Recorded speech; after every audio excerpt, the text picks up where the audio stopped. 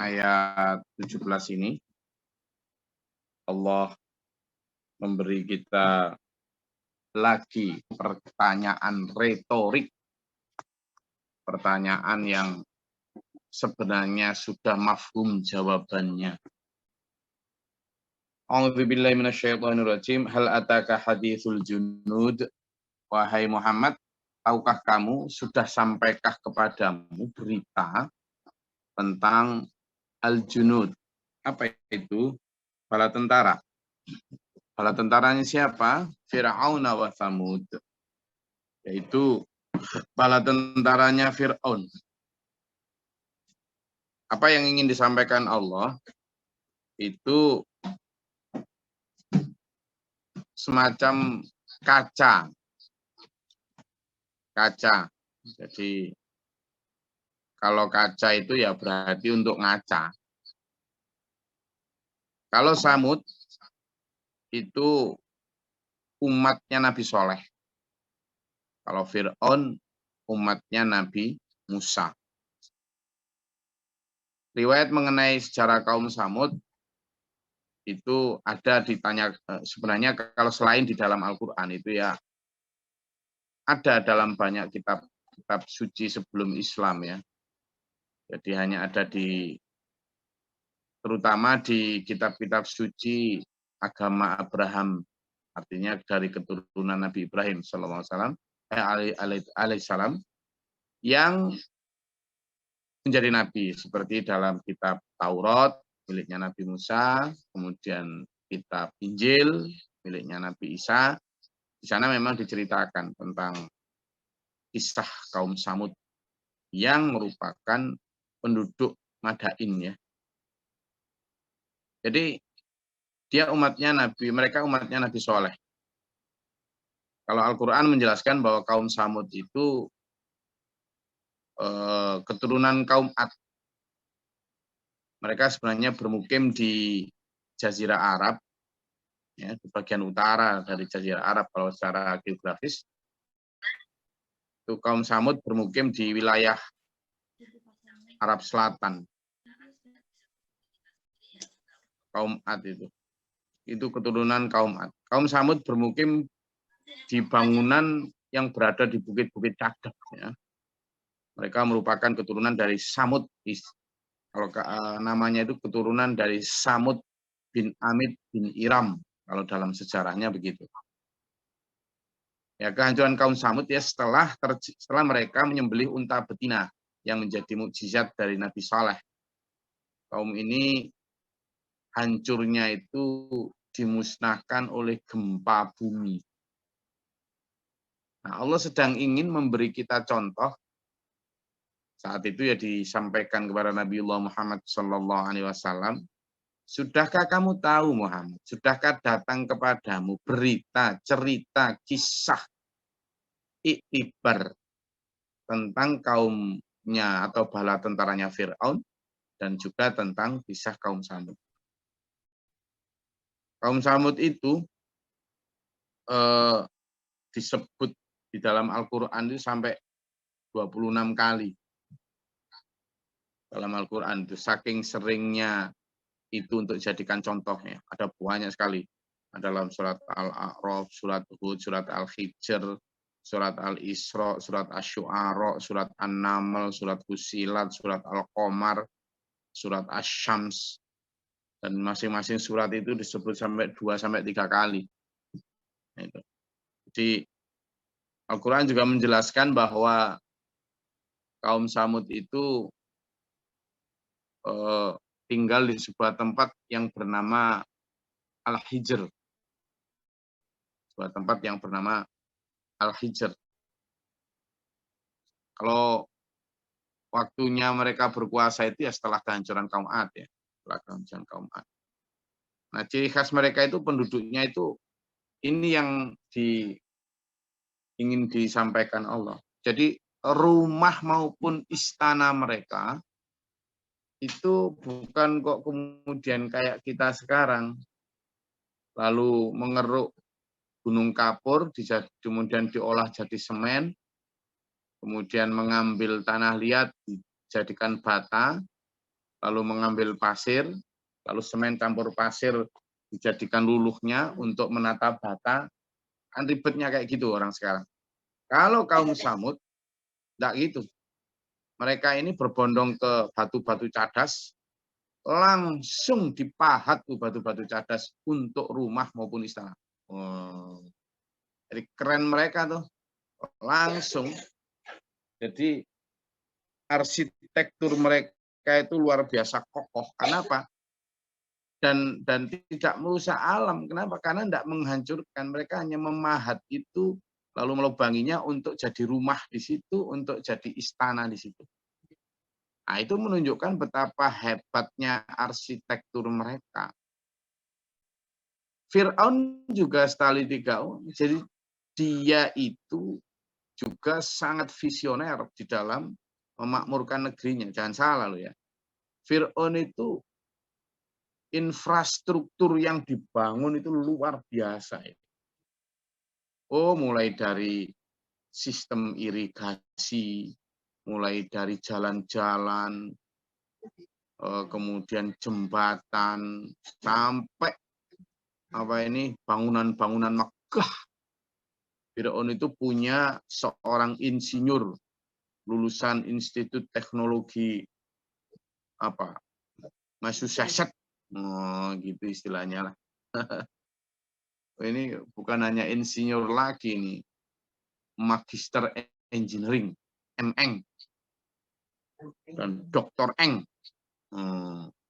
Kalau ada Dr. Eng itu Haman namanya. Haman itu insinyurnya Fir'aun. Ahli dalam hal bangunan, ahli dalam hal infrastruktur. Demikian pula disandingkan di dalam ayat 18 ini tentang Samud yang juga pakar-pakar dalam hal teknologi infrastruktur. Ya. Jadi kalau mau disebut sebagai bapak infrastruktur itu ya Fir'aun dan Haman serta kaum Samud. Nah mereka tetapi disebut Allah balilladzina kafaru fi takdzib.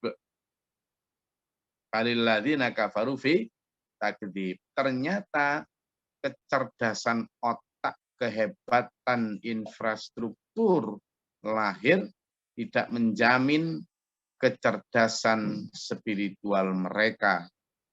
Itulah. Jadi wong hebat di dalam hal otak, hafalan, kemudian kemampuan ngomong, kemampuan ya hal-hal lahir, itulah ilmu lahir itu ternyata tidak menjamin bahwa mereka menjadi orang-orang yang mampu menerima kebenaran. Ya, jadi itu tadi beri contoh itu orang-orang hebat. Jangan salah, pada masa itu juga banyak orang-orang alim di kaum Samud itu. Artinya rahib-rahib agama mereka. Gitu. Tetapi cara menafsirkan lalu mengamalkan agamanya itu banyak yang keliru. Nah, itu yang kemudian menjadi satu tambatan yang berbeda ketika mereka menghadapi atau merespon datangnya para rasul. Sehingga kemudian balilladzina kafaru fi takdzib, ternyata mereka lalu mengingkari, mendustakan kedatangan Nabi Rasul. Apalagi teman-teman, Nabi Rasul itu diutus dari kaum Ardhalun. Apa kaum Ardhalun? Ardhalun itu dari kata apa? Apa? Apa? Ardhalun itu lemah, Ardhalun itu wong cilik, Ardhalun itu wong yang wong yang apa ya, terdiskriminasi, pinggiran. Kebanyakan Rasul. Nah, sementara orang-orang yang para alimnya, para insinyurnya, para doktornya itu orang-orang gedongan, orang-orang kasta gitu kan. Sementara para nabi itu dari kalangan bawah. Ya sudah, mau iman ya gengsi loh, gitu loh. Sehingga yang terjadi kebanyakan adalah bahkan akan tetapi alladzina kafaru, mereka itu menjadi ingkar, bitakdzib, kemudian juga mendustakan baik Firaun maupun Samud dan kaum-kaum sebelumnya, kaum Ad juga itu. Ya, saya sudah sering sampaikan toh bentuk-bentuk bangunannya kaum Samud itu ya. Ini saya tunjukkan di sini ya. Biar yang dulur-dulur yang ya bisa di Google banyak. Karena apa? Sisa-sisa bangunan kaum Samud itu sampai hari ini masih ada, masih banyak. Sisa-sisanya sampai hari ini. Dan itu dijadikan Dijadikan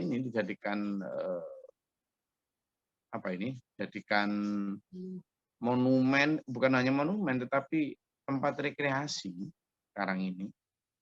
Jadikan tempat rekreasi. Sebenarnya kalau kita melihat gambar-gambar itu atau masih adanya artefak tentang orang-orang terdahulu untuk menjadi pelajaran buat kita, pelajaran tentang oh ternyata sehebat itu juga hancur karena apa? Kedustaan mereka terhadap Nabi Rasul. Jangan diulangi, itu loh harusnya itu. Bahwa sehebat apapun ilmumu, baik dalam hal agama maupun dalam hal ilmu, ojo sombong, biasa wae.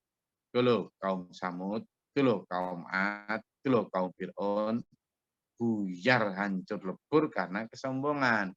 Kaum Samud dihancurkan oleh bencana gempa, ya, bencana gempa. Sementara Fir'aun dihancurkan oleh penyakit dan ditenggelamkan ke dalam lautan. Bala tentaranya loh, Fir'aun waktu mengejar Nabi Musa. Itu harusnya menjadi pelajaran kita bahwa ojo meliti-meliti sama Allah. Gitu. Apa? Ojo meliti-meliti sama Gusti Allah. Ya. Itu dulu. Nah, ini coba biar saya share gambar tentang kaum Samud ini ya. Nah, ini satu di antara bentuk bangunan yang dipahat oleh kaum Samud. Nah, seperti itu. Dan di dalamnya itu kemudian ada istana dan banyak lagi selain ini ya. Bangunan-bangunan. Kalau kita lihat di Google banyak sekali. Ini bangunan misalnya coba aja saya klik bangunan kaum Samud ya, muncul banyak sekali dan itu memang sampai hari ini nah, seperti ini dulu. Jadi seperti ini kan ini di Yordan ya Gus ya, dalam di Yordan atau di mana ya di daerah antara Yordan dan Syria sana. Ini kayak gini nih. Ini kan luar biasa bangunan seperti ini di zaman itu loh ya, di zaman itu. Nah, jadi mereka langsung memahat di situ gitu. Nah, ini gambar-gambar tentang apa kaum Samud dan seperti ini sebenarnya kayak gini misalnya coba lihat ini kan luar biasa ya. Teknologi apa yang mereka pakai saat itu kan gitu. Nah, kayak gini. Kan teknologi apa yang mereka pakai seperti ini itu loh. Jadi ini Allah sedang menunjukkan bahwa orang yang sudah sehebat itu teknologinya saja seperti ini ya. Yang tadi saya tunjukkan ya. Orang yang dengan teknologi sehebat itu saja itu loh masih hancur karena kesombongan mereka dan dengan mudah Allah melumat habis kesombongan mereka dengan cara menghancurkan itu. Nah, seperti ini kan. Ini kan gambar-gambar tentang inilah tentang foto kaum bangunannya kaum Samud. Ya, Itu loh. Ini sekarang dikunjungi orang. Ini sekarang dikunjungi orang. Ini hancur dulu. Ini dulu ada penghuninya loh ya. Ada penghuninya dan di sekitaran sini ini bangunan-bangunan lain kan hanya yang tersisa. Memang disisakan Allah untuk pelajaran kita. Dulu di sini di sekitarnya ini tentunya sebuah kota yang megah tapi hancur oleh apa? Gempa. Kaum Samud itu hancur oleh gempa yang seperti ini. Memang oleh Allah disisakan ya. Disisakan untuk apa? Untuk jadi pelajaran kita. Jelas dulu ya. Hanya istilah. Ayo. Jangan kalau sekarang misalnya kita harus punya bangunan tinggi biar dakwah ini lebih ini, kita harus punya apa? Kita itu punya bangunan tinggi monggo saja, punya bangunan megah monggo saja. Asalkan itu memang sesuai kebutuhan perjuangan, nggak apa-apa. Mau bikin gedung lantai 12, mau 10, nggak masalah. Kalau memang kebutuhan dakwah, kebutuhan umat memanggil untuk itu, nggak apa. Tetapi jangan karena itu tadi, biar dipandang orang, biar sombong, itu beda sudah. Wallahu waraihim muhit, dan Allah mengepung belakang mereka. Jadi kalau kalimatnya di sini Allah mengepung ya bisa jadi di sekitaran sini ini dulu hancur lebur dikepung oleh gempa bumi itu. Dan sangat mungkin tingginya tanah yang terkedus ya sekian ini di sekitaran sini ini. Kalau lihat apa misalnya bangunan sebesar ini kan sudah menunjukkan apa ya, nah apalagi setinggi ini. Kemudian ini kan jelasnya dulu para ratu, para bangsawan itu ya di balkon-balkon istana mereka ini. Nah, di sini-sini. Nah, yang dibilang, yang didauhkan Allah, dan Allah mengepung dari belakang mereka. Itu ya dihancurkan oleh kepungan bencana. Bal huwa Qur'anum Majid, bahkan yang ia dustakan itu adalah Quran yang mulia. Ya, manusia-manusia Mekah waktu itu, kafir-kafir Mekah yang tidak percaya Quran, mereka menganggap Quran itu hina, rendah, dan lain sebagainya. Tapi ternyata di sisi Allah dan faktanya Quran itu adalah Qur'anum Majid, apa yang ia dustakan sesuatu yang sangat mulia. Dan fi lauhil mahfud, Quran yang tersimpan di lauh mahfud. Nah, untuk pemahaman ini tuh ya, untuk pemahaman ini, Quran itu tersimpan di lauh mahfud. Bagaimana Quran kok tersimpan di lauh mahfud? Yang kita pegang ini dulur, yang kita pegang ini, coba lihat ya, yang saya pegang ini namanya mushaf. Mushaf Al-Quran. Ini mushaf. Qurannya sendiri itu di Lauhil Mahfud. Apa maknanya? Kita itu seringkali menganggap kalau sudah hafal Quran, seolah-olah Quran itu ada di hati kita. Bukan, itu di memori kita. Baru berupa huruf-huruf, kata dan kalimat yang terekam dalam memori kita.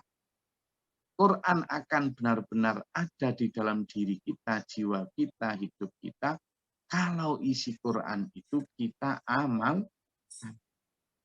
Kalau dia hanya nyantol di bacaan, kalau dia hanya nyantol di kepandaian huruf, kata, tata bahasa, atau misalnya nahwu, shorof, atau dan sebagainya, ya, kemudian tidak teramalkan dalam kehidupan, Quran menyatakan dalam surat Al-Jumu'ah disebutkan orang yang dibebani kitab, ya, mengerti kitab baik Taurat, Injil maupun Quran, lalu tidak mengamalkan, maka dia hanyalah seperti keledai yang dibebani kitab-kitab yang tebal. Gitu loh. Nah kan kalau sudah seperti itu kan itu tadi, Karena apa? Tidak melihat Quran sebagai yang tersimpan di Lauhil Mahfuz itu. Ini misalnya, coba lihat ini surat Al-Jumu'ah yang tadi saya sebut. Ini saya sebutkan, saya tuliskan di sini ya. Allah ini, balik masalul lagu, coba dibaca ya bareng-bareng yuk. Inilah yang ada di saya sebutkan di ini di layar ini. A'udzubillahi minasyaitonir rajim, bareng ya. A'udzu billahi minasyaitonir rajim. Bismillahirrahmanirrahim. Mathalul ladzina hummilut taurata tsumma lam yahmiluha kamathalil himari yahmilu asfara. Bi'sa mathalul qaumil ladzina kadzdzabu biayatillah. Wallahu la yahdil qaumadz dzalimin. Baca bareng artinya. Perumpamaan orang-orang yang diberi tugas membawa Taurat, kemudian mereka tidak membawanya. Nah, ini di dalam kurung ini ya, tidak mengamalkannya adalah seperti keledai yang membawa kitab-kitab yang tebal. Sangat buruk perumpamaan kaum yang mendustakan ayat-ayat Allah dan Allah tidak memberi petunjuk kepada orang-orang yang zalim. Nah, kalau kita tarik ke sekarang, berarti ya perumpamaan orang-orang yang membawa Al-Quran atau mengerti Quran, lam yahmiluha tetapi tidak mengamalkannya, ya kamatsalil himar, sama orang-orang yang membawa Injil tetapi tidak mengamalkan Injilnya waktu itu di zaman Nabi Isa, ya seperti himar yang membawa kitab tebal. Nah, kembali ke di sini, karena apa yang ada di Lauhil Mahfuz itu bukan hanya sekedar kitab dalam arti mushaf, dalam arti kata dan bahasa tatanya, bukan. Tetapi pada praktek yang diimani secara hakul yakin dan dipraktekkan dalam kehidupan sehari-hari itu. Jadi tersimpan dalam Lauhil Mahfuz, tidak akan bisa dipalsukan. Ya, jadi itu akhir dari pembahasan surat Al-Buruj ayat ke-22. Al-Quran itu ada fi Lauhil Mahfuz, tersimpan rapi, tersimpan aman di Lauhil Mahfuz. Wallahu alam di mana Lauhil Mahfuz itu, tetapi secara praktek kita bisa artikulasikan pemahaman itu dengan bahwa Quran itu adalah sesuatu yang tidak hanya melekat di mushaf. Kalau kita ya melekat dalam perilaku, keimanan yang wa'amalu bil arkan dan diamalkan dalam perbuatan, bukan hanya yang diyakini dalam hati atau wa iqraru bil lisan, tapi yang diamalkan dalam perbuatan. Gitu deh. Saya rasa itu. Monggo, kalau ada yang mau disampaikan, silakan.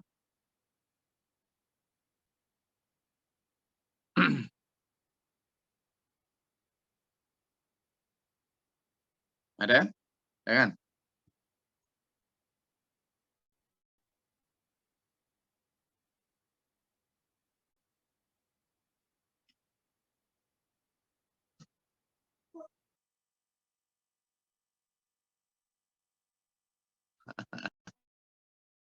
Pokoknya kalau pas tak minta untuk usul atau bertanya, tapi nggak bertanya, nggak apa-apa. Asalkan memang nggak ngantuk. Nggak tidur, ya kan? Itu aja. Oke. Ada? Oke. Kalau nggak ada, seperti biasa saya ingin memberikan waktu kepada yang belum kenalan untuk kenalan. Ayo, mulai dari Mbak Afi.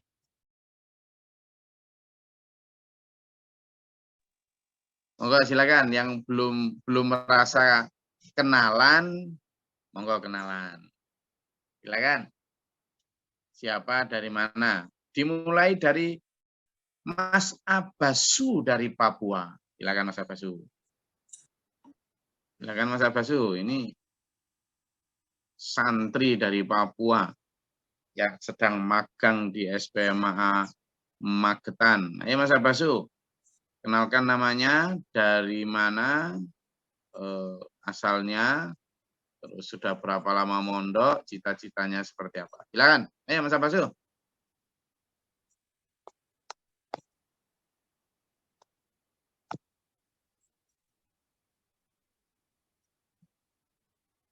Mana suaranya? Ayo.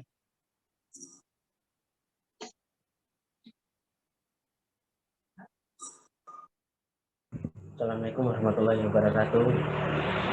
Perkenalkan, nama saya Afes dari Papua.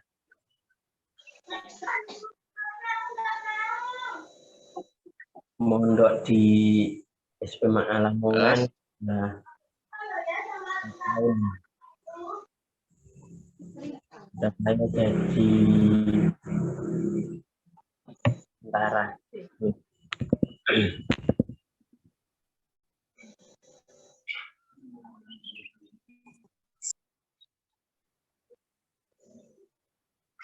Oke, Mas Abasu. Kerasa enggak Mas Abasu?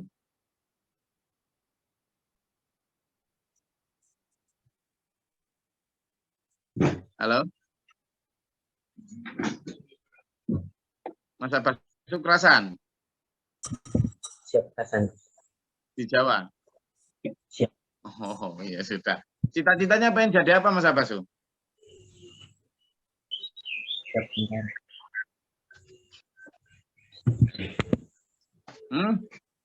Siap tentara, Yos. Tentara? Waduh. Tentara. Enggak apa-apa. Tentara asal bukan Junudul Fir'aun ya. Asalkan bukan tentaranya Fir'aun. Jadi tentaranya Allah ya. Oke. Oke, lanjut. Silakan. Siapa lagi? Monggo yang mau kenalan. Yang belum memperkenalkan diri, monggo.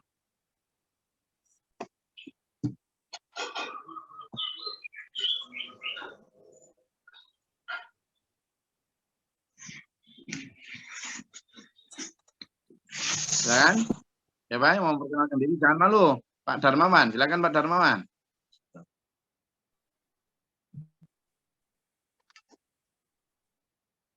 Pak Darmawan Madiun. Mana nih kameranya nggak kelihatan ini? Gua kenalan. Biar dulur-dulur yang lain kalau ketemu di jalan itu, oh ini Pak Darmawan gitu dalam kajian tafsir subuh. Silakan.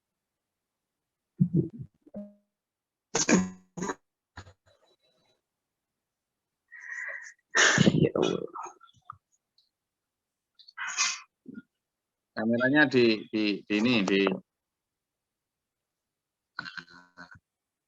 ini Pak Darmawan. Cuma baru kelihatan kopiahnya.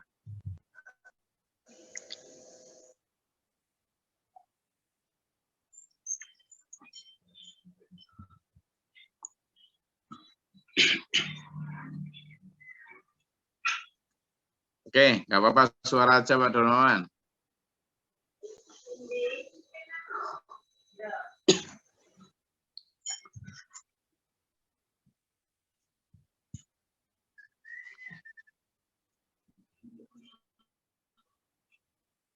Oke, kayaknya Pak Darmawan belum bisa nyambung. Silakan lagi, siapa yang mau kenalan?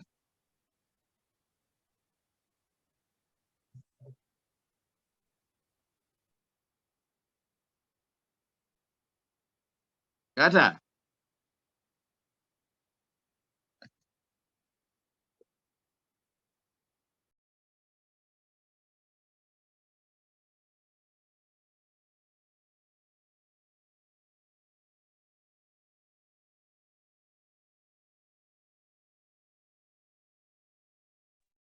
Mas Adi Rahman, kenalan. Nah, dipanggil aja biar ngadeg. Mas Adi Rahman ini dari mana ini? Bojonegoro, Gus. Mana kok yang nyebut masalah malam Mbak Fadila? Mana Mas Adi Rahmannya mana?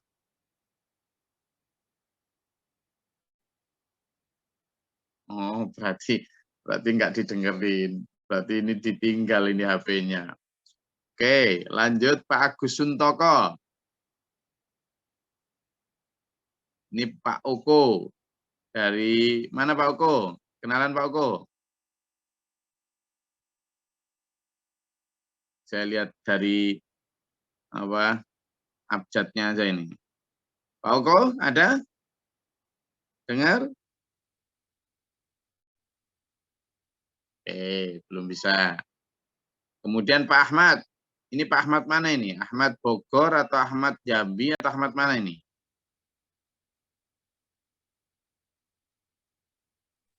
Ahmad Bogor, Gus. Coba mana lihat wajahnya. Biar kenalan dulu-dulu. Tidak apa-apa meskipun sudah ada di tempat kerja. Persiapan Nah, berangkat. ini Pak Ahmad. Kenalan semua. Kenalan Pak Ahmad. Tidak apa-apa, kenalan sama dulu-dulu. Oke, Assalamualaikum warahmatullahi wabarakatuh. Untuk seluruh saudara-saudara di seluruh Indonesia. Saya Ahmad Kusaini dari jamaah dari Bogor. Mohon maaf. Karena kondisinya langsung Kerjanya apa Pak Ahmad? Dalam, Gus. Apa kerjanya? Di pabrik, Gus. Oh, di pabrik Aqua. Pabrik vaksin. Oh, pabrik vaksin. Jadi sampean yang kemarin bikin vaksin itu. Poster itu. Ini pelakunya ini.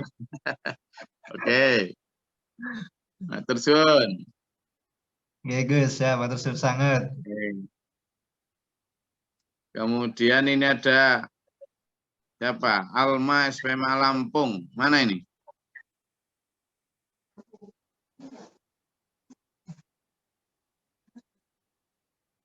Orang dengar nggak nih? Oke.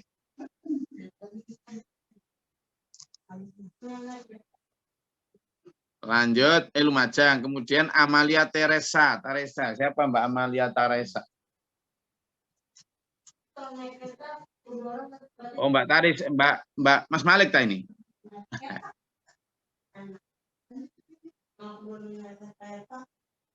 Kemudian Mas Anto.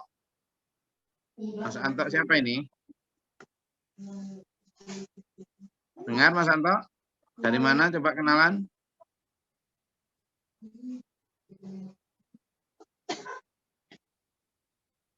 Oke, kayaknya masih banyak yang malu-malu ya.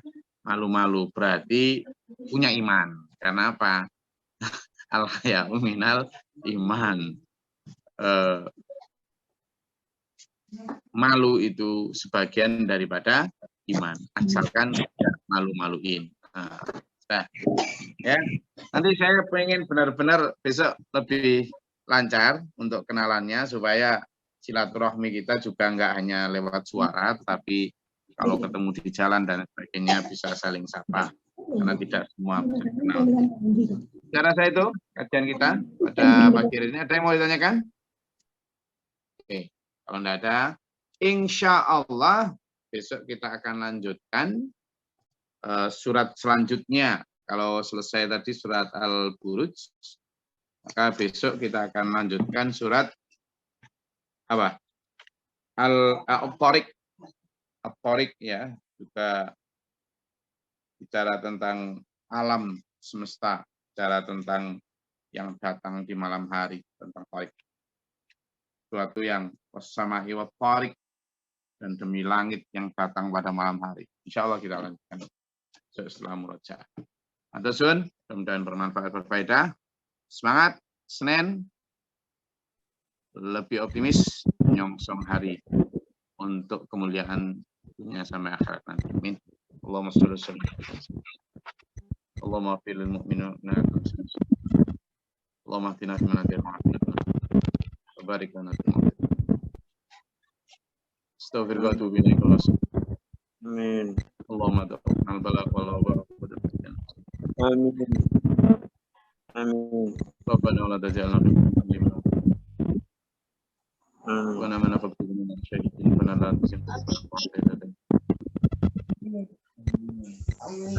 tapi ya dari kami menazat syaitan. Amin. Amin. Amin. Mana rabbul izzati wa salamun. Alhamdulillahirrahmanirrahim. Assalamualaikum warahmatullahi wabarakatuh.